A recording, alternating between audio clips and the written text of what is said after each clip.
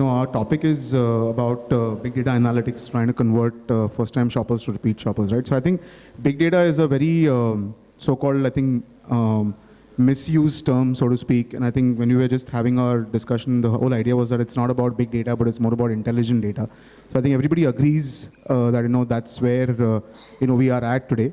So I think what we're trying to do is take perspectives from the panel, and just trying to get their views on how they're using big data and what has really worked for them, which will hopefully be helpful for all of us as a panel. So what I'm going to do is I'm just going to hand over the mic to each one of them just to introduce themselves briefly, and then I think we can break out into our session. Thanks. Hi everyone. My name is Sachin. I take care of marketing for Groupon in India. We've recently rebranded to Nearby, as in Nearby. So Groupon in India is now called Nearby, and I take care of marketing for this part of the world. Thanks. Hi guys, Gaurav here from OLX. I head marketing for OLX South Asia. So OLX, for who don't know, it's a horizontal classified site. And it's an interesting conversation that we have with the consumers on a daily basis, trying to upsell and cross-sell, and I think that's where maybe I'll share my perspectives on the topic, how we use analytics to do just that. Hi guys, my name is Ashwin. I'm the GM for Vigo.com, primarily for the Indian subcontinent. So we are basically a travel aggregator. So I'll be sharing my perspectives from that from maybe the travel side. Hi, I'm Shivanandan. I head Trending.com, the Madura Fashion Lifestyles e-commerce venture. Hi, this is Abhishek Rajan. Last 12 months, I've been helping Myntra drive the growth on mobile to the extent that now finally we are mobile only, or app only rather. And I think we have some interesting things that we have done around data. So hopefully, this will be an opportunity for me to share some of those. Hey, thanks.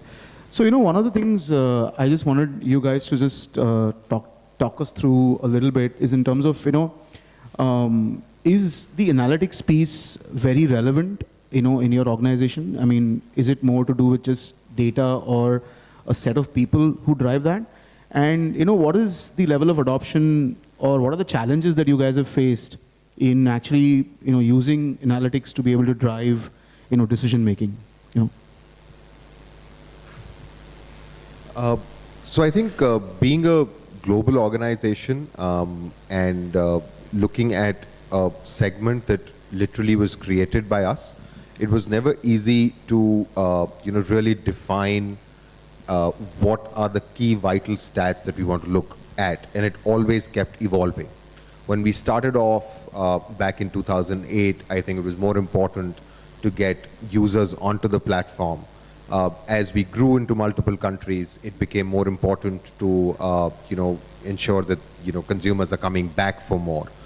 There was not only the consumer retention part, because there was a huge we operate in the local commerce space, so there was a huge data part from a merchant perspective also, in terms of how many people are redeeming the vouchers or buying, how many people are walking in, how many first-time consumers are walking into merchant establishments, and so on and so forth. So I think it's been an evolving journey, but now after a period of almost 6 years, I think we've narrowed down on certain vital stats for the business that we know that need to be monitored almost on a daily basis and have to be optimized to really grow the business, at least in the next 1 year perspective. And then as the market changes, as mobile devices take over, I think there'll be a new set of data that will emerge, and which we'll have to look at. So as an adoption, it's been an evolving process, but now I think we are very close to looking at the kind of tools that we want to use, the kind of numbers that we are using today, and it's almost organization wide. Both from a sales perspective, I think we've realized that sales is not just go out there and get the merchant piece. It's a lot more data driven. It's a lot more dependent on the variables that are present at a local city level. What is the temperature in the city? What's the weather? What's the festival going on? A lot of those consumer preferences change. So sales actually goes out and gets those kind of merchants on board, and then it comes to the consumer perspective. are consumers really buying the offers that we're putting up on the site.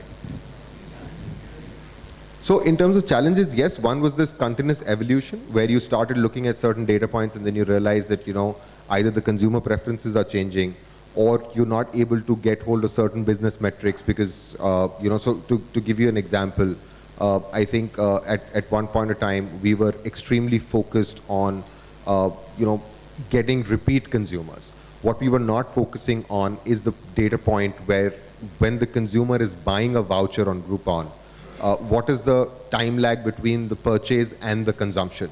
Because when we looked at that data gave us a lot of insight saying that most of that consumption today is happening real time.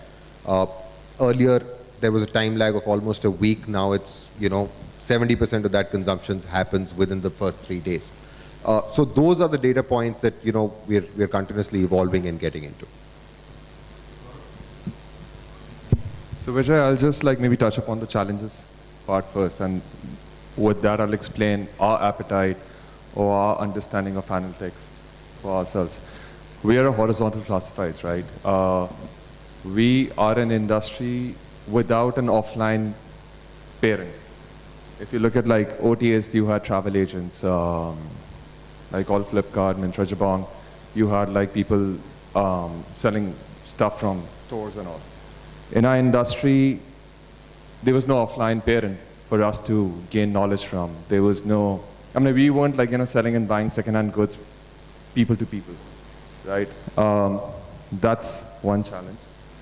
The second challenge, obviously, being horizontal, I don't think so anyone in the organization can stand up and say that I know each and everything about how audience consumes these verticals on OLX, right? And that's where these two things were very big for us to not ignore, right? And the amount of money, the investments, the potential that you have to look at when you are trying to dominate or win this country as a market, you cannot just go by your gut instinct or something else altogether, which is why I think our appetite for analytics is extremely huge, right? Because that's one thing that just corroborates our decisions, mends our decisions, or tweaks our decisions. And that's where, so I think for the past couple of years, we've been extremely heavy on using data analytics in both structured and unstructured format to make sure that once we get a person to walk through our doors, through an app, through a mobile site, through on our PC, that person upsells and cross-sells beautifully. And it's not about push, it's about pull. And that only data gives us. Right, so that's where our challenge kind of got this appetite for data and analytics within OLX, and I think for the past 2 years we've been very heavy at that. Yeah, from the perspective of Vigo.com, for us analytics is it's a bit interesting because we actually have two types of customers. We actually have two customers. My one customer is the visitor on my site, and my other customer is my partner. My partner being Make My Trip, Clear Trip, Jet Airways, etc. So for us, it's important to do analysis for both of them, because even for my partner, I need to give him good advice on what hotels are working, what routes are working, what type of customer goes for that. So for us, it was actually important to kind of differentiate between, just going back to what the topic is, between big data and business intelligence unit data. So because big data is a buzzword, so if I can just slightly address my understanding, the basic difference between big data and regular data analysis is the word big. It's just big. It's not that complicated. So there are three things: volume, variety, and velocity. Volume is the size of the data is really big. Velocity is the speed at which new data fields are added in and the speed at which you're capturing data. And variety is, other than just your SQL-based rows and columns, you're also doing text mining, image mining, stuff like that. So we have to look at, while a Facebook or a Google or a Twitter text mining, image mining is extremely important, does Vigo really need that? Getting back from a Vigo perspective, so we've actually separated it. So we are doing big data. We are using big data for a particular thing. For our mobile apps particularly, we are using big data for sending very proper messaging based on customer history in terms of deals coming up in searches which they're doing and stuff like that. But another thing which we're doing is we're actually setting up a business intelligence unit in India to support our global business. Because one thing I would just like to point out, though big data is a buzzword, in India we do have one thing which other places don't have. You have very good quality, low cost tech resources in India which you can get here. So big data is essentially used when, it's to replace an in-house BIU. Basically the 10 people in India. Because of the quality of resources, you can actually segregate between the two. So we do, so couple of things in data analytics. I mean, data analytics, if I remove the word big, my answer is of course yes. Data analytics is the basics of anything. We are segregating the two. So we're trying out BIU for certain parts of our business, and we're using big data for more engaged things like mobile app customers and stuff like that. Have you guys had any challenges in actually implementing some of this stuff? Yeah, so definitely there are challenges. See, the problem with I'll address the big data first. The problem with big data is like, no one really understands it, honestly. It's a buzzword. So let me take, it's based on non-linear systems. I don't want to get technical here, but if you guys have seen Jurassic Park, like there's this guy called Ian Malcolm, there's this doctor who propounds this thing called chaos theory. So it's a great read, it's very nice, but no one understands what it is. So the challenge with that, and this is global, so because no one understands it globally, but maybe in 2 years, the cost also goes up. So you're going to a vendor who's giving you some gyan, but you have to be good enough in your team to understand what gyan he's giving you. So one of the challenges for us is to understand big data. From a BIU point of view, yeah, one of the challenges for us is to actually get the next level once it crosses over, because we hand over our customers to a partner site like a Make My Trip or a Clear Trip or Yatra where the booking happens. So we get much less information. So for example, a Make My Trip and Clear Trip is getting his contact information, his email ID, lots more stuff. That is one of the challenges. Once it leaves our site, that funnel data to capture, that's been one of our challenges. Okay. Shiva, what about you? Yeah. Hi. So the way we look at it is, there are two aspects to our business. One is a pure offline, which is traditional, last 25 years it's been working, we have built great brands. The second one is recently, 3 years ago, we launched our online site, and the data points there are much more dynamic, much more real time. The challenge with the overall organization has been that, so far, the retail has worked on a postmortem basis. And predominantly it is the sales-led data which somebody analyzes to predict what's going to happen tomorrow or what should be done, right? The missing element there is actually the consumer behavior in the store. So when we really analyze it, some stores perform very well because the guy there who's trying to sell, his understanding of the consumer and the consumer behavior there inside the store and trying to predict that, the amount spent on this aisle, in front of this aisle by the consumer, this would mean that he might convert in these category of products. Now that's not standardized across the stores, and it's very impossible. It's very difficult for anybody to do that. So we are trying to look at solving that problem. Is there a way that we can really measure or we can really get data points in terms of how much time is being spent by the consumer in front of particular aisle or in front of particular set of products? In the online space, from the online, we can really look at, because all the digital footprints of the consumer's visit is available, and then we are looking at how do we furthermore customize it. So for example, we would ideally like to reach a stage where what we are doing in our site, can we replicate it on the store? So today on this site, we shuffle the whole products based on certain amount of interest exhibited by the consumer, either by measuring the clicks for that product or the PDP page views, and then try to bring those products which are getting more PDP views upfront because we feel that the propensity for that to sell. And by virtue of that, the consumer's conversion rate may go up. Now that is not possible in the physical store on a real-time basis. Can we solve it? I don't know. We are trying to figure out how do we measure it. So for us, the biggest challenge is the larger 99% of the organization needs to get these data points in a very scientific, measurable way and actionable way. That's the whole thing. Abhishek, it'd be good to understand your perspective on the whole mobile aspect of it, right? Because it'll be great. Yeah. So I think as an e-commerce business, I think it's hygiene for people to have a very strong understanding of what the customer needs are, what the customer behavior is, so that the services can be tuned to the customer requirements. This becomes even more imperative for a category like fashion, right? Because fashion is a very personal choice. Everybody has his own view on fashion. So the same dress, some people may like a lot, others may just not like it at all. So we have to be very cognizant of what each and every customer really likes, what kind of dresses they like to wear. So which is where we are trying to gather data for each and every user around what kind of products or categories or brands we see maximum affinity for those kind of users. And our endeavor is to completely personalize the experience for users. Now with mobile, that becomes even more easy for us because we have much more personalized data points about the user in terms of the location, etc. So now, so we are looking at all these data points, continuously churning out, figuring out what kind of products, brands, categories this customer would be most interested in. And that is how we are personalizing the experience of the user. So in fact, even today, we are running experiments where the moment you launch the app, the first page that you see is for at least 1 million users, it is completely different. So two users will see totally different things. And that we have been able to do basis the data that we have gathered for each of those customers for whatever history that we have.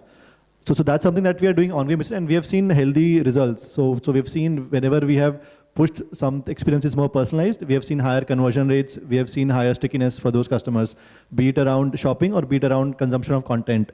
Because now we are also getting more and more into driving content as a means of engaging the users on the app.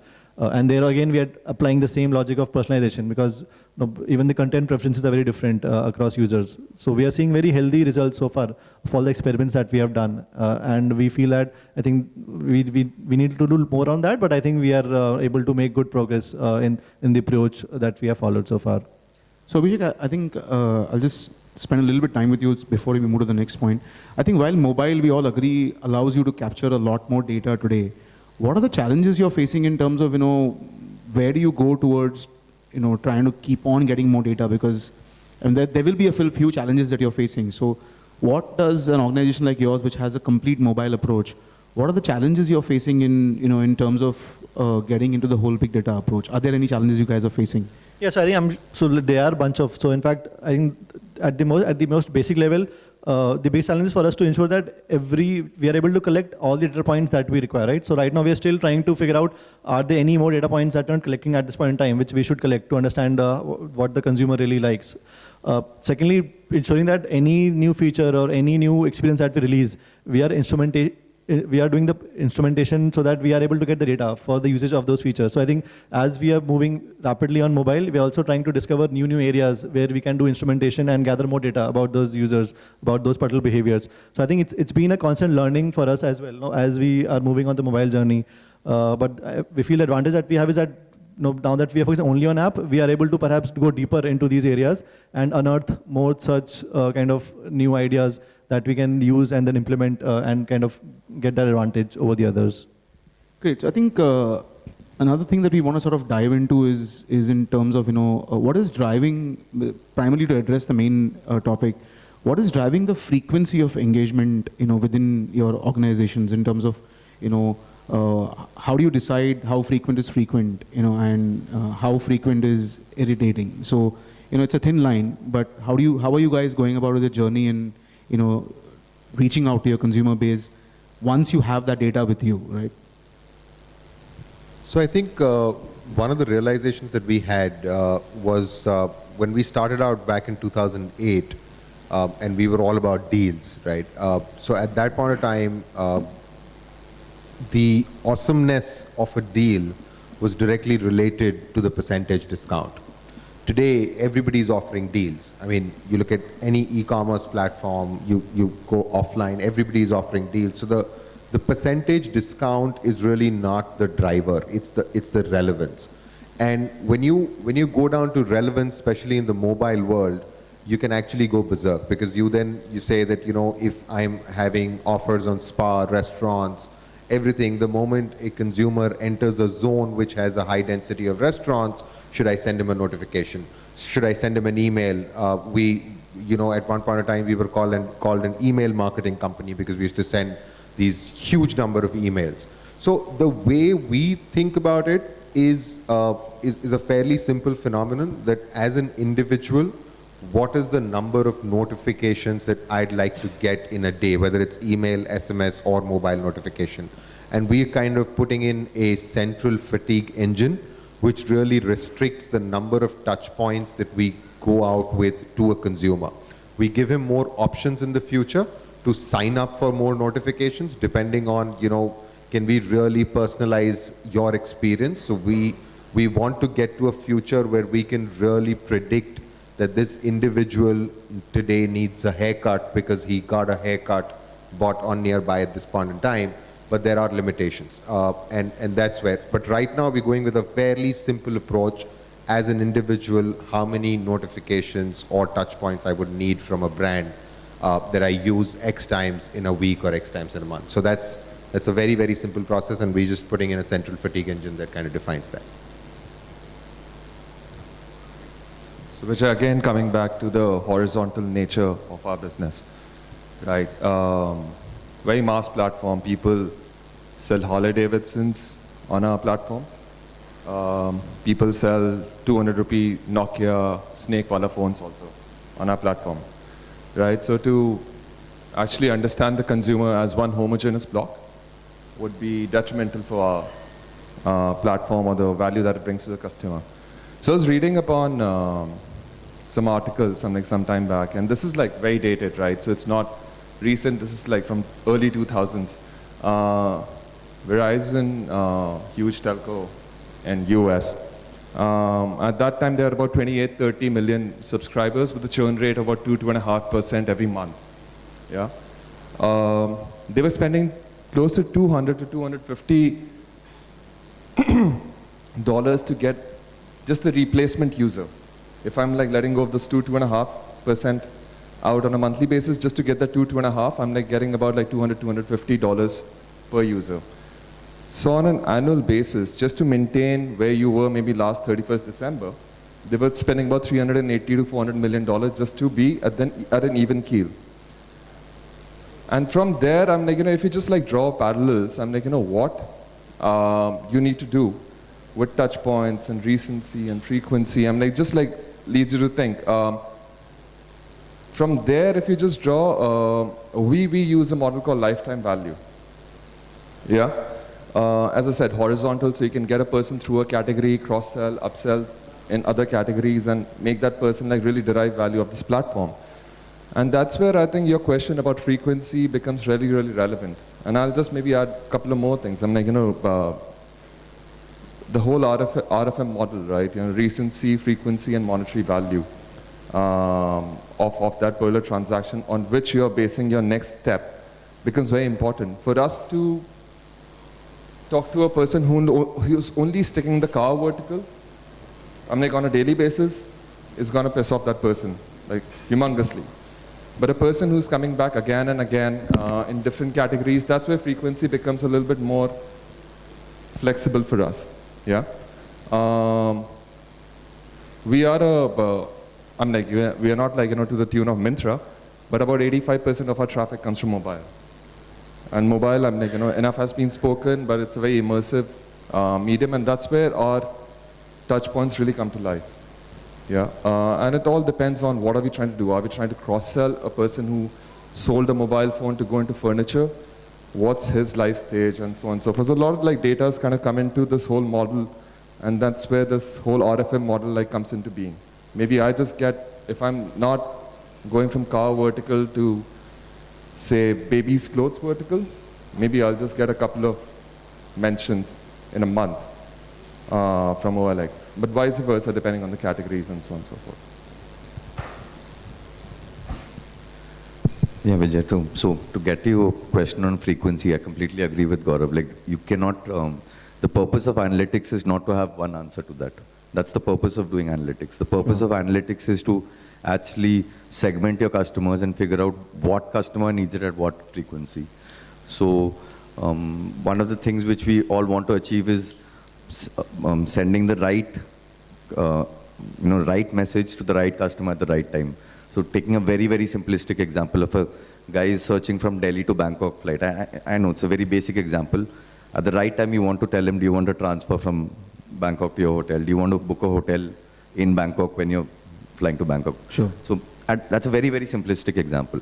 So what we are trying to do is we are trying to actually segment our customers. At the end of the day, with this topic in mind, the purpose of analytics is to actually segment your customers into how they react. So there'll be certain customers who you would want to engage weekly. There would be some customers you would want to engage twice a week. There would be some customers who you would never want to engage.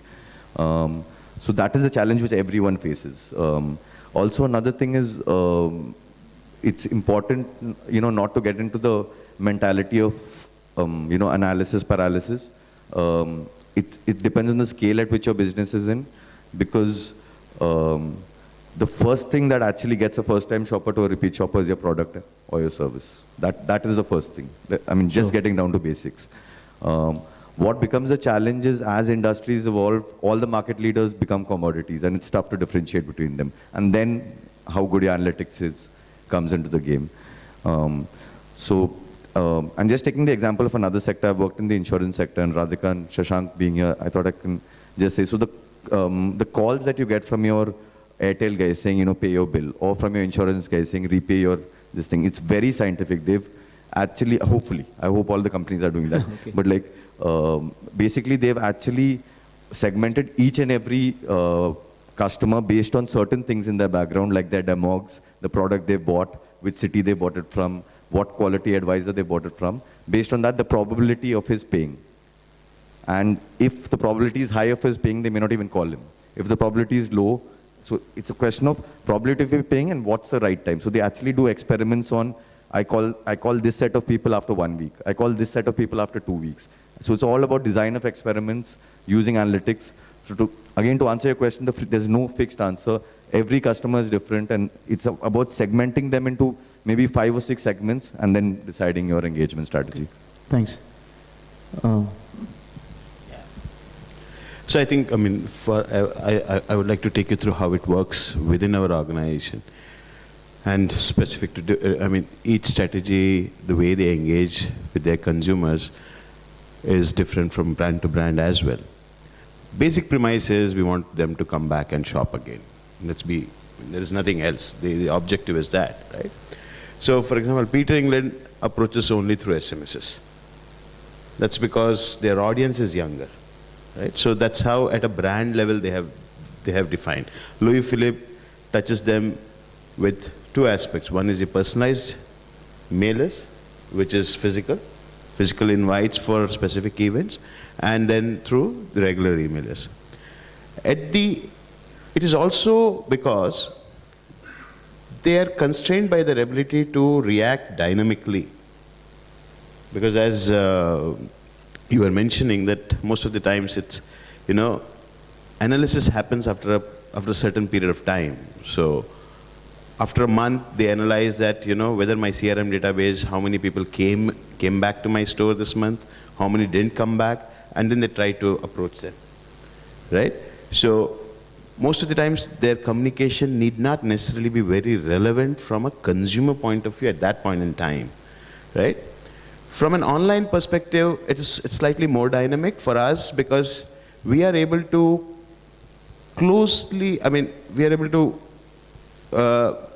predict to a fair idea that, if a consumer, for example, last year it was like if a consumer, first-time shopper, out of that, roughly 30% of them come back within 25th to 30th day again if he is satisfied.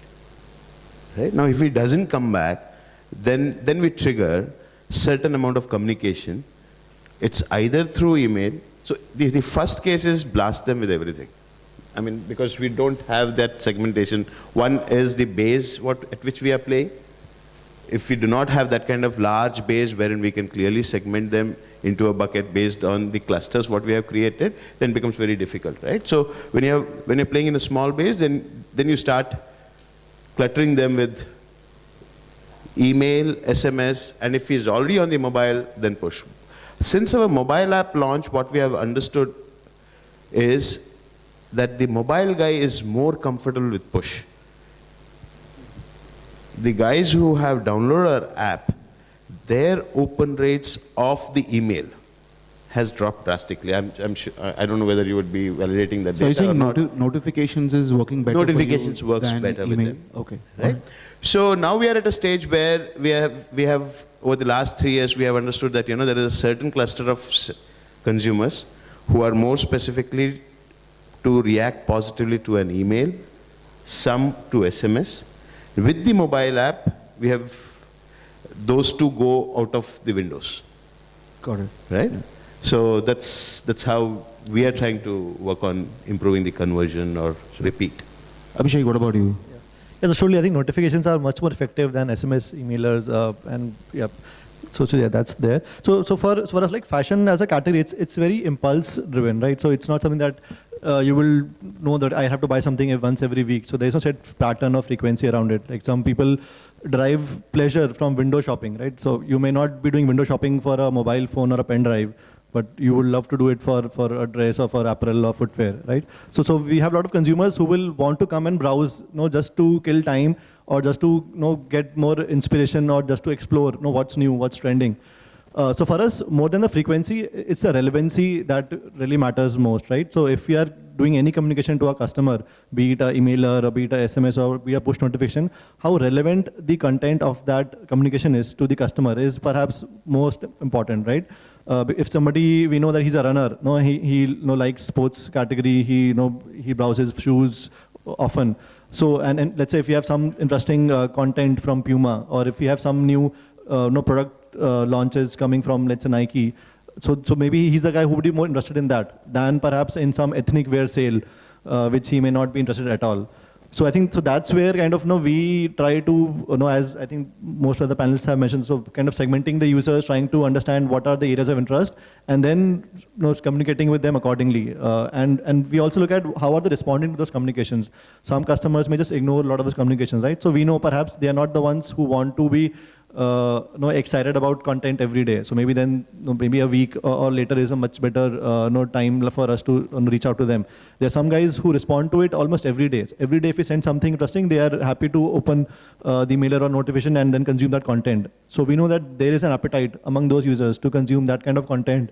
And that's a data point which we take back as a feedback into our systems, which kind of then tries to figure out more such content stories or more such product stories that we can share with this user and keep him engaged on the Myntra platform. So yeah, I think and that getting the relevance right is kind of the hard part, because that requires lots of data and there are a lot of algorithms, data crunching that will have to go behind the scene for you to know exactly what this customer may want, and also at that point in time. So I may like shoes or sportswear, but maybe tomorrow I'm not in that mood, right? So I may not be interested in that kind of content or communication. So I think there are a lot of these variables that we have to take into account. And yeah, with the mobile phone, now it has multiple sensors, which gives us much and more data about the user, right? So maybe if we know that if he has some event planned in the evening, maybe through his calendar, we were able to get that data. And we know what the weather is like outside, basis the location that he or she is in. Then we can give him some content which is more contextual to where that person is and what event or where he is going to, which will be more useful, which will add more value to that user than just sending some mass content to everybody, and which most of them may not even relate to why I'm receiving this communication. So I think so that is kind of where we are trying to get deeper and deeper. And with mobile, we are trying to figure out how best we can personalize most of our communication and offerings for our customers.